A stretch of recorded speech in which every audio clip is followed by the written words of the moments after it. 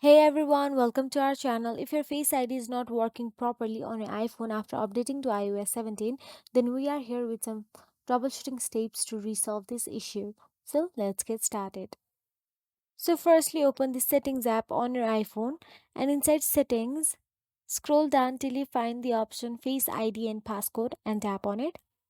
Now enter your iPhone passcode. After you enter your iPhone passcode, scroll down and tap on Reset Face ID option available there.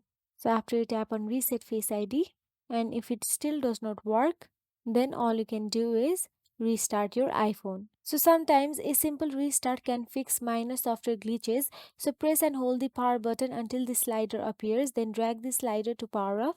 Once your iPhone is off, press and hold the power button again until the Apple logo appears to restart.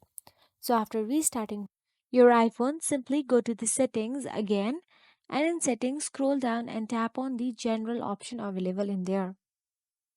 And in general, scroll down and tap on transfer and reset iPhone and tap on the reset all settings.